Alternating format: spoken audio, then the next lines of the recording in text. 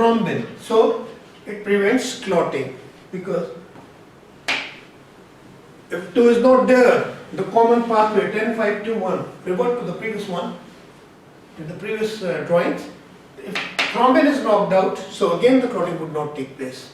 So at different steps you clot it. So what are the 2 important anticoagulants that I told you?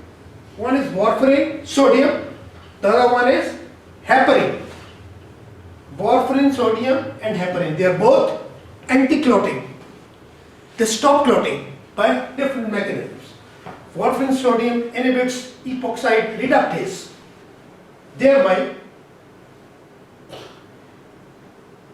obstructing the recycling of quinone, that is vitamin K. Quinone is vitamin K. Vitamin K is also called as quinone. So when because after this cycle it will be stored and the inactive form as epoxide. Epoxide. This epoxide is activated to by epoxide reductase. So if epoxide reductase is not there, no fresh vitamin K will be formed. So vitamin K less, so clotting less. The other one given anticoagulant is heparin. Normally heparin is one of the GAGs, glycosaminoglycans, and proteoglycans, and it is formed in mast cells and is stored. This is normal.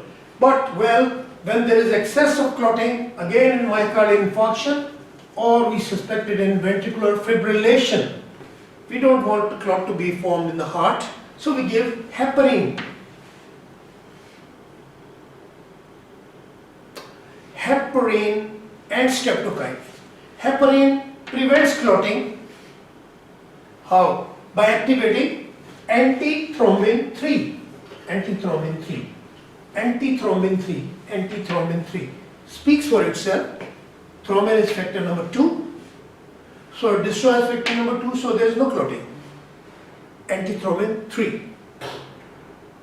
So there is no clotting in myocardial infarction and ventricular fibrillation. And well, another one you gave is, because talking about clinical things, you give streptokinase. Streptokinase. Streptokinase dissolves the already formed clots by fibrinolysis. So this was about vitamin K. So vitamin K can be obtained from the diet in the form of phyloquinone. It can be produced by the microorganisms, menaquinone, and it can be given by injection in the form of menadione. Menadione. So you can have a deficiency of vitamin K when a lot of intestinal antibiotics, neomycin, etc. is given. So the intestinal microorganisms, they are all killed. So when they are killed, they won't form menaquinone. So there will be a deficiency of vitamin K. So remember, whenever there is a lot of liver disturbance or a lot of antibiotics are being given, especially neomycin and GIT, sterilization is being done, so you have to give vitamin K by injection. So you have to maintain these vitamin levels, because at the start of the thing I told you the vitamins are vital amines. They must be taken in diet to have a normal proper functioning of the body. So I think we have added up our fat soluble vitamins over here, and I hope you understood.